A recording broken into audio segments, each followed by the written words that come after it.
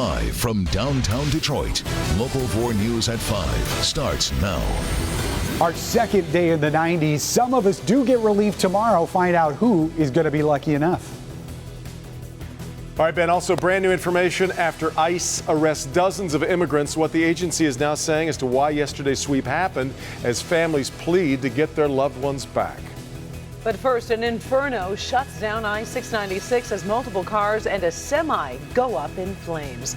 Thankfully, no one was injured in either of those crashes or that massive fire that followed. Happened in the westbound lanes of I-696 just before the Woodward exit. We get back to Jason Colthorpe, who's been following it this afternoon. Still closed, Jason. Not a heck of a lot has changed since 4 o'clock, Devin, and it's open a little bit. We've got two lanes, if you look behind me. One actual lane and then a part of the turning lane to Woodward is being used right now to get traffic moving around that, but no additional lanes have been opened. You see everything still there and a little bit of the wreckage of that semi still there. They're waiting to take that out, but this fire today burned so hot, all that was left was just shards of metal that is now being pulled out by a backhoe. It sounded like an explosion, a bomb. 3 vehicles tangled up on 696, and one of them a semi. It was loud enough, like it sounded like it happened 2 doors down. It was in between Bermuda and Woodward, a Durango on its side and wedged between the wall and the semi, and out in front a Chevy Malibu. We're just all scrambling around trying to all help each other to get out of the situation. Witnesses describe what they saw next. When I pulled up, I saw the ladies throwing each other out of the Durango. At that point, I didn't see no one else. I just went up that way, started heading, and I just heard the big boom, and all the tires exploded, and it's just flames everywhere, smoke, black smoke, everything. When I first came, it was just pitch black, so I couldn't really see anything, and then when we walked down, it was a little bit of fire I seen, and then all of a sudden it went poof, and it all went into fire. It was like 2 big fireballs coming up, probably about 20 or 30 feet in the air. And that was still when the firefighters were trying to put it out. It's intense. It's the hottest day of the year so far, so it's hot. And in the end, 3 drivers, 4 people total, all walked away from this heavy metal meltdown. It's probably the craziest thing I've ever seen in my life. It's amazing. Really lucky. Yeah, no kidding. Now, we're hearing there was nothing in the back of that semi, which probably helped. We haven't heard any official word on when the highway will be reopened. They're hoping maybe an hour. And then at that point, we don't know if it's going to be all the lanes because you see there's still a lot of vehicles out here. They're probably assessing a lot of this, but we're going to be keeping an eye on it. Back to you. Well, Jason, the other thing we can see there is all of the char that is on the concrete barrier itself. Is that damaged? Yeah, you know, this is what we saw on 94 about a year and a half ago when that fire burned so hot. It to be closed for 2 weeks because it caused so much damage. I just walked down there just a few minutes ago to look at it, and it looks a lot like that. We're still looking into that, but I think that's something assessment teams are going to be doing, is seeing how that pavement actually is, if that's going to have to be replaced. Yeah. Devin? Be a very different situation then. We'll continue to follow it. All right, Jason. Now to the warm, sweltering day that they're working in right now on the highway. Temperatures in the 90s. Heat index has it even hotter than that. You got to give those firefighters some credit. They were really working hard, and from the looks of it, it's going to be a while before we see any relief. So let's get right over to Ben. And when it gets this hot, it can really be dangerous out there, Ben. Really is, and you're right. You feel for those folks who are working in the heat out there. The good news is this may be as hot as it gets for some of us. The bad news is others still have another sweltering day ahead of us tomorrow. We are at 92 currently, and this is the warmest day of the year so far. We are south of a stationary front, which is going to start making some inroads into southeast Michigan later on tonight and early tomorrow. And you can see what's north of there, 70s and 80s. They will peek into at least parts of the area. We'll break down who gets lucky enough to see some relief in your 4-zone forecast, but we're all going to be sweating it out tonight. Just falling out of the 90s here by 6, 7 o'clock tonight. It is going to be a steamy finish with 70s for overnight lows. We will talk about temperatures, which will be cooler, but not all that much. That's all in your 7-day forecast in just a few minutes, guys. All right, Ben. Now to brand new information. We're learning about Sunday's arrest of dozens of immigrants by ICE agents. Families were left in tears, screaming and crying as they watched their loved ones bust away, headed to a detention center in Youngstown, Ohio. Now ICE is releasing new details on who was taken into custody. and why. Rob Maloney's been digging for answers this afternoon. He joins us now with what he's found out. Rod. Karen, back in February, the Trump administration made a deal with the Iraqi government. And what they were able to do was to get the Iraqi government to take back deportable citizens, Iraqi citizens who are being deported from this country, and to welcome them back home. They hadn't been doing that previously. But tonight there is a major effort, a lot of paper going into a lot of immigration court judges' offices because they're trying to prevent this from happening based on another law.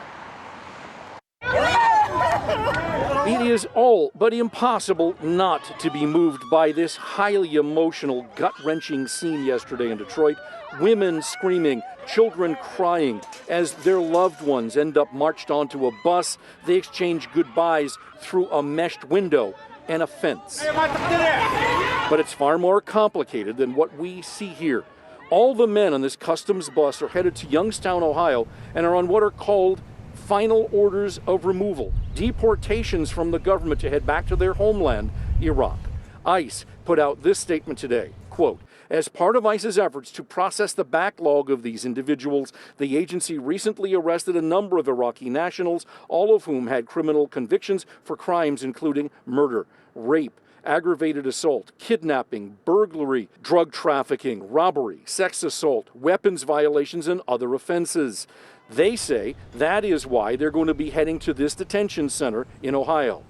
But Senator Debbie Stabenow says there is a UN treaty the U.S. is part of, signed back in the 90s, that should make all of this stop. I do think they're very important questions that have to be asked and answered about the direction that they're going in and what happens when we're in a situation where we're targeting people going back into situations where we know there's a high probability that they'll lose their life. Now, the Convention Against Torture is the name of the treaty that the U.S. Senate approved back in the 90s. And that is the law being cited here that many say is being broken, essentially, that these Iraqi Christians are being sent back to a country where they will, in essence, be killed almost immediately upon arrival. And so they're going to fight that in immigration court. And it's going to be very interesting to see how this all turns out. Back to you. Well, Rod, how does this law work exactly? Would those who succeed actually end up living in the U.S. permanently? Yes. Well, what ends up happening is, for all intents and purposes, enforcement of that law is a stay. In other words, until the conditions on the ground improve for that person, where if they were sent back, they would not be killed or persecuted, then they stay here. So it's not like they get to stay here forever. It's if something happens on the other side. And in fact, we have found one of the guys who were on that bus yesterday who has received an appeal on this basis. We'll let you meet him coming up on Local 4 News at 6. All right, and also ahead at 5:30, you'll hear from a heartbroken family who had a loved one taken away in yesterday's roundup as well. Devin. Tomorrow it will be Attorney General Jeff Sessions answering questions under oath about the Russia investigation, set to testify on Capitol Hill in what is now an open hearing. Meanwhile, today, President Trump working to move ahead with his agenda despite 2 new legal challenges. Blaine Alexander has it for us from the White House. Blaine? Well, Devin, the Justice Department says that Sessions requested this open testimony, saying that it's important that the public hear directly from him. As you know, I'm not sure the Team Trump reporting for duty together. For the very first time, the president holding a full cabinet meeting today at the White House. In just a very short time, we're seeing amazing results. Opening by praising his accomplishments and inviting each cabinet member to do the same, including Attorney General Jeff Sessions. It's great to be here. Who tomorrow will face a different audience, testifying publicly before the Senate Intelligence Committee about Russia. He's going to testify. We're aware of it, and go from there. Sessions will face the same committee that heard testimony from former FBI Director James Comey, who testified last week. He asked the Attorney General to never be left alone with the president after their now infamous private Oval Office meeting. The White House unwilling to clarify the president's suggestion that that conversation and others were taped. The president made clear in the Rose Garden last week that he would have an announcement shortly. Today, more legal thorns in the president's side. His travel ban once again blocked by an appeals court. And the attorneys general of Maryland and D.C. announcing a lawsuit against President Trump on grounds that he's violating anti-corruption laws through his hotel chain. We know that foreign governments are spending money there in order to curry favor with the President of the United States. The RNC called the lawsuit absurd, and the White House says it will move to dismiss the case. And the Wall Street Journal is reporting that the Secret Service does not have any tapes or transcripts of any recorded conversations inside the Trump White House, but that does not rule out any recordings by someone else. At the White House, Blaine Alexander, Local 4. All right, Blaine, one more note. The White House has 2 new residents. Last night, the president's wife, Melania, and son, Barron, made the move from New York to Washington. The First Lady announced the news with a tweet that says, quote, "It's official." 3 people are in the hospital right now after an overnight shootout in southwest Detroit. It all started just after midnight when 2 cars crashed at Fort and Springwells. That's when people from both cars got out, drew guns, and started shooting. One of the victims is listed as critical, and one is listed as serious. The third is in stable condition at this hour. Sterling Heights woman is being treated after leading police on a wild chase through Hamtramck and then through Detroit. 28-year-old Valerie Matthews was charged with third-degree fleeing and eluding after leading police on a chase back on April 4th. Today, Matthews was back in court where a judge ordered her to 90 to 120 days of treatment in the county's mental health program. She will also be required to meet with the judge once a month to show her progress. A local pawn shop was raided on Detroit's west side. Just before noon this morning, Canton police raided the iPawn shop at 8 Mile and Losser. The scene was blocked off for nearly 2 hours as police removed multiple boxes from the store. At this time, it's unclear what police were looking for. No word on what this means for the business. Coming up, it was a tragic but life-saving lesson. Ahead here at 5, how the death of one child saved this little 2-year-old's life. And a Detroit liquor store gets trashed. Actually, that's just part of the problem. New here at 5, why the store's owner is lashing out at Detroit police. Coco? This is now day 6 of no working elevators at the Harbortown apartment complex in downtown Detroit. And residents are having to find other places to stay. What the city is doing about it and how the complex is responding. Tonight, new at 6. A high-speed police chase through the streets of Ferndale. At 6, how it came to a sudden end because of someone who actually wasn't involved. Plus, the fight to save one of the few ice rinks in southeast Michigan. New at 6, why this facility is in danger of closing and who's trying to prevent that. It's over 90 degrees outside today. Imagine what it's like living on the upper floors of a 15-story apartment complex with no air conditioning. Then throw in the fact that there are no working elevators. That's what's been happening for days inside this apartment complex along Detroit's riverfront. Let's get to Coco McAvoy. And Coco, I understand those conditions have forced some residents to go to hotels for the night. Yes, Karen and Devin, because it's hot outside, but you can only imagine how hot it is inside of this complex. So we spoke with Pamela Bailey and her parents who had no choice but to shell out money for a hotel miles away. It's kind of miserable. Pamela Bailey and her parents have lived at the apartment complex for years. They live on the 3rd floor.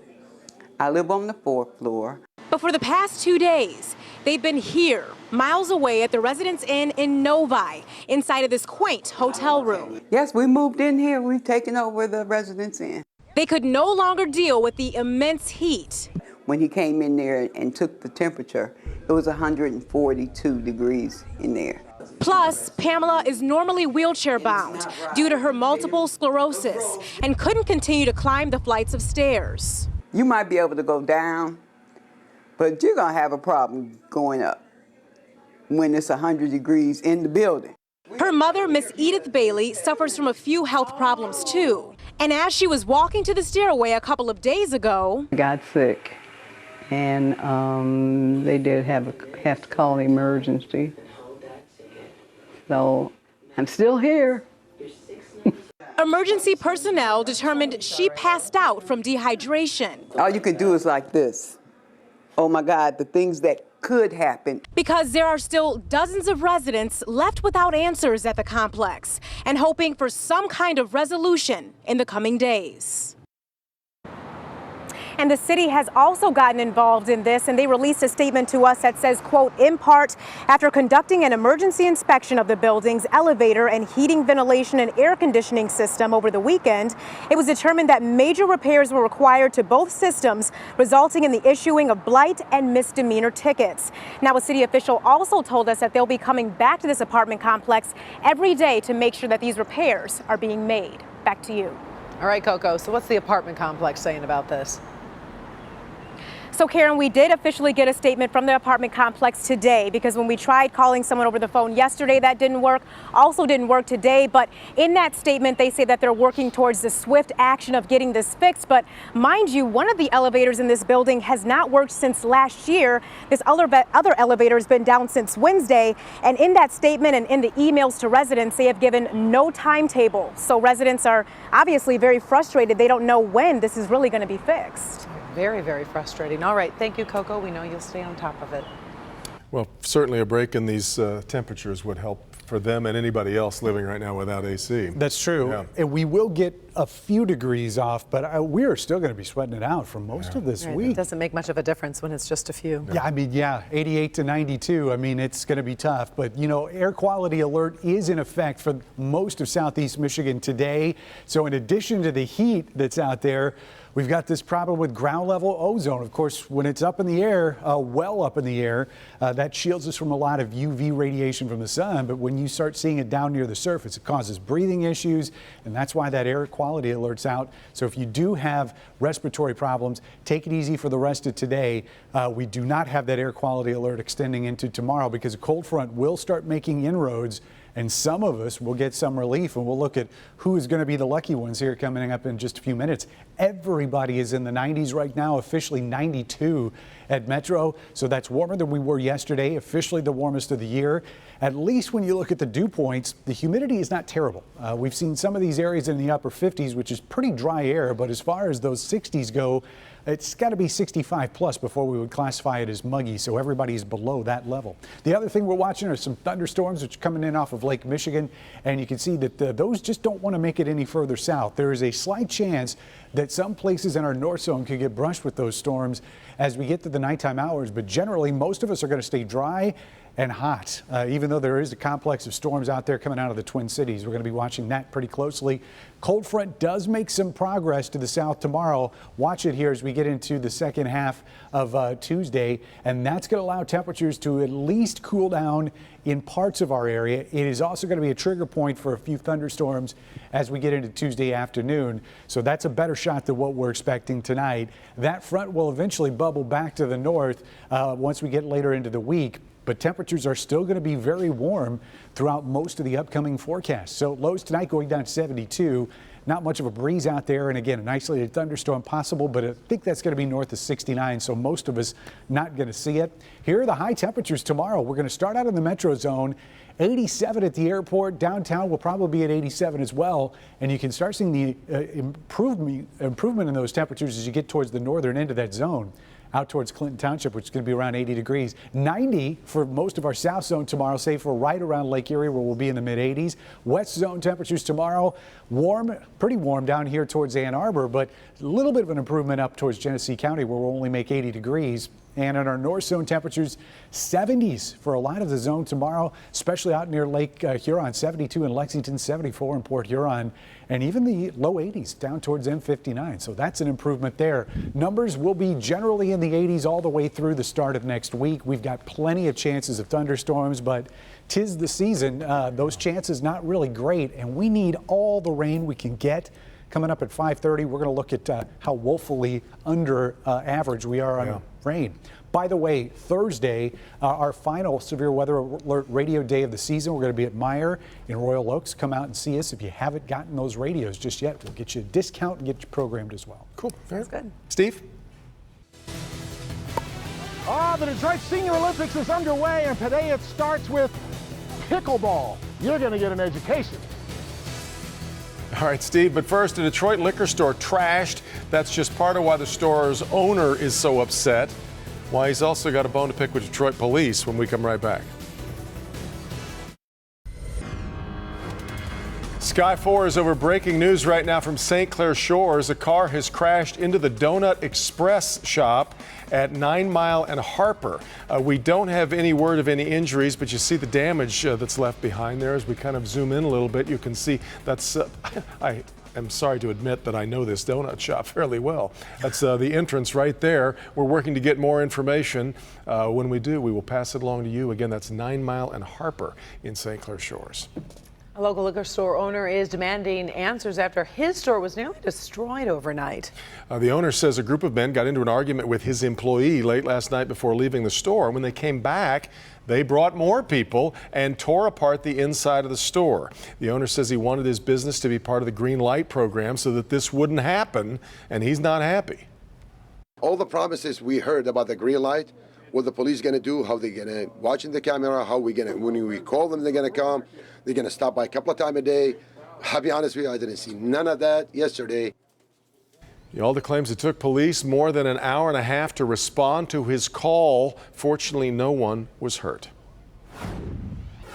Following a number of stories from across the state of Michigan tonight. Let's start in Flint right now, and that's where 3 people, after a massive house fire at a 2-story home, crews responded to the blaze around 2:30 this morning to find a family of 4 trapped inside that home. The mother jumped from the window, but the father and his 2 children did not make it out. At this point, it's unclear what caused the fire. The mother was taken to the hospital. She's expected to be okay. Up north, the pipeline beneath the Straits of Mackinac has passed all of the federally required tests. The Enbridge pipeline was built in 1953, carries about 23 million gallons of oil per day between Wisconsin and Ontario. On Saturday, high-pressure water was pumped through the line for 8 hours to test the pipes. Enbridge says no leaks were found. That's the company's second pipeline tested, or rather, I should say that the company's second pipeline will also be tested. That will be coming, we're told, in the near future. New at 5:30. A large group gathered outside of a church in Southfield today in protest after dozens of people are detained by ICE. Hear from families and how they're coping with this. A life-saving lesson, how a tragedy that made national headlines actually saved the life of a 2-year-old boy.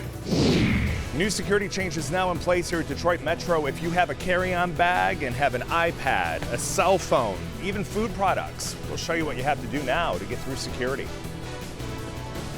One of these live from downtown Detroit. Local 4 News at 5:30 starts now.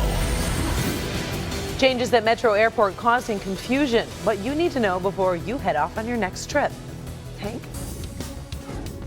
A record number of travelers are expected to fly this summer. And security lines may grow longer because of these new security changes being made not only at Detroit Metro, but a handful of other U.S. airports as well. Let's bring in our consumer investigator, Hank Winchester, with this change in procedure. Yeah, and this is really coming about because so many people are now using carry-ons to avoid all the baggage fees, packing too much in their bags. So TSA agents need to take a closer look at some electronic items like iPads and larger cell phones. They now have to come out of those bags. Summer travel and new security changes at Metro. While there are no changes in what you're allowed to put in your carry-on bag, what change is coming is what you may need to take out. Now, not just laptops, but also iPads, larger cell phones, and even food items may need to be taken out of your carry-on to be screened separately. If it's for the better, then it's good. Yeah. I mean, I don't see a problem with it. Angie Harris is traveling from Detroit to Seattle today. She flies often. The minor inconvenience of removing these items from her carry-on, not a concern if it helps the TSA do the job. It's to help, so it's not to hurt, so I don't have any problem with it. This test program being rolled out at Metro and 9 other airports. They include Boise, Idaho, Colorado Springs, Boston, Fort Lauderdale, LA, Lubbock, Texas, San Juan, Puerto Rico, Vegas, and Phoenix. Why make the change? Well, it's simple. According to the TSA, more people are carrying bags onto aircraft, and more people are overpacking, all to try to avoid baggage fees. It becomes a challenge because the more things you put in the bag, the harder it is for them to try to discern what's a threat and what's not a threat. This does not affect travelers who have TSA pre-check. Those TSA pre-check travelers can still go through, leave those electronic items in their bags. Again, it does not affect TSA PreCheck, but it is already causing a lot of confusion, just because people thought you could leave those items in your bag. So the agents that work the main security entrance are doing their best to get the word out. Now, I assume if it works well, they're going to implement it at other airports? Right now, 10 airports across the country. They're looking at expanding up to 20, but they're going to wait for the summer rush to die down. That may happen in the fall. I think it's all a push to get us to drive more. That's really what it is. Doesn't that how it feel like it's? I don't know. That could be, if you have to go to Florida or California, that could be a long trip. Yeah, it is. All right, Hank. All right. Sunday's sudden arrests by ICE agents have left a lot of families of those taken away in rather desperate situations. Not only have they lost loved ones, many have also lost the sole provider for their families. Coco McAvoy spoke to families in that exact situation. She joins us now. And Coco, this has to be so devastating for them. Yes, Karen and Devin, many of the families are devastated. A lot of them have been rallying and protesting after what happened yesterday. And we spoke to one family specifically in depth to learn more about what happened yesterday, what led up to this, and what's next for these families. We were adopted to come to this country! Tearful cries and outrage from loved ones after dozens were detained by ICE yesterday. No more deportation, set our people free. Among the protesters, Chantal Hannah, whose life was turned upside down yesterday. It's hard. My life has been destroyed. Her husband, Maher Hannah, came here legally at 2 years old, but got a marijuana and guns possessions charge in his 20s. He did some time, and now he's 40 years old. They took him to another state. What about me? He's the sole provider. He owns this home, cars, a business. I need him to be here and not behind bars shackled up like he's a cattle. His sister, Faye Farha, is having a difficult time with this too, because all of her brothers are in this same situation. Why did they take him now? We need answers. We need to know what's going on with our brothers. Farha fears what could happen if they return to Iraq. ISIS will kill my brothers. They have tattoos on their arms with crosses. They will kill my brothers there. So now this family and many others are banding together, demanding answers as they try to figure out what's next for their loved ones. Yeah, it's very emotional. I've been cried out. I'm cried out. I have to speak for him. I have to stay strong for him. I have to move forward for him. And the families tell me that they have contacted attorneys, also a couple of their priests, and they tell me that the priests have been making calls to Washington to try to figure out what can be done about this. Back to you. Coco, you did mention that her husband came here legally. Was he on the path to citizenship? Yes, so he came here legally at 2 years old. He was being sponsored by a family of U.S. citizens, but then when he committed that crime about 15 years ago, he was put on a list of being deportable. But then he lived here for many years after that without any issues. But then, of course, the roundups happened yesterday, and now he is detained, and he is in Ohio. All right. Thank you, Coco. Over here with Ben now, and we are in a swelter right now. We've got some cooling centers open. It's that kind of dangerous heat when we're not really used to it, right? Yeah, especially this early in the season, and the fact that we've packed in 2 90-degree days already, and it looks like some of us may end up with a third. It would be nice to get some rain, but 4 Live Radar is kind of putting the kibosh on that. There's some thunderstorms that came in off the lake, but look at this. They just don't want to go any further south. In fact, Muskegon not even seeing any rain out of that. Those thunderstorms have dried up. There's some more out over the lake trying to get going, but I think that's all going to stay north of us. There's some stronger stuff that's out there to the west, too, coming out of the Twin Cities. You see that severe thunderstorm watch that's in effect for the southern end of Minnesota. That should all stay to the north. Unfortunately, the closest that I think some of those are going to get are probably our extreme north end of our north zone. We're talking north of 69, and that's going to be later tonight. So far through today, for the entire month, 4 1/100ths of an inch of rain. We usually average almost 1.5 inches for that time, so that puts our deficit at almost 1.5 inches below average. We'll see if we can get any more in the 7-day forecast coming up, guys. All right, in Florida today is Orlando United Day, and thousands are gathering to honor the 49 victims of the Pulse nightclub shooting. Deadliest mass shooting in U.S. history was 1 year ago today. Memorial service has been held all over the city. Even Orlando's mayor came to show his respect, saying he is proud of the way that the city came together. In the face of what happened at Pulse, it would have been so easy to turn to anger and to hatred. But that's not what happened in our community. The memorial services will close tonight with a candlelight vigil in downtown Orlando, and thousands of people are expected to attend. After 6 days of testimony, the sexual assault trial against comedian Bill Cosby is now in the hands of the jury. Cosby is accused of drugging and assaulting Andrea Constand 13 years ago in his house near Philadelphia. Today, his defense team called just one witness before closing its case. The jury is deliberating right now. If convicted, he could face up to 30 years in prison.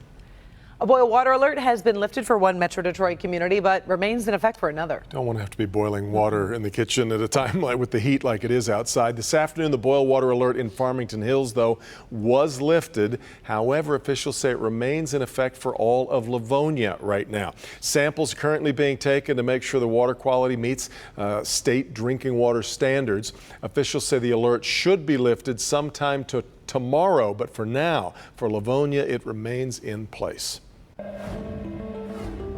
In good health tonight, a Colorado father is thanking a Texas family for sharing the story of their tragedy, saying it saved his son's life. 2-year-old Gio Vega went swimming and then rapidly became ill. Gio's family was able to save him because they saw the story of 4-year-old Frankie Delgado, whose parents said he recently passed away from a rare phenomenon called dry drowning after swimming in Texas. And this is where my son was at. And this is where he swallowed the water. Gio's dad, Garan Vega, didn't think anything of it at the time. But as Wednesday went on, 2-year-old Gio was getting sicker and sicker. The little boy started complaining about head pains. He would say, "Mama, head hurt. Mama, head hurt." Gio's fever wasn't going away. His mom Googled his symptoms. I saw an article about a 4-year-old little boy who went swimming and he passed away from something called secondary drowning. At the ER, doctors figured out what was wrong. And the doctor said basically it is in fact fluid in his lungs. He has a significant amount of fluid in his lungs, and it was a secondary drowning. Just a little bit of fluid in the breathing pipe itself can set this process off. Dry drowning in children is extremely rare. And this is common in the swimming pool, is kids choke or cough or splutter, is that the airway is well cleared. But if that persists to any level of breathing discomfort, that should warrant attention. If we had waited the night, he probably would have made it. The story of little Frankie from Texas saved Gio's life. Now his dad says he's talking about it to warn other parents. I had no idea that you could drown without being submerged in the water. I had no idea. None of us did until now.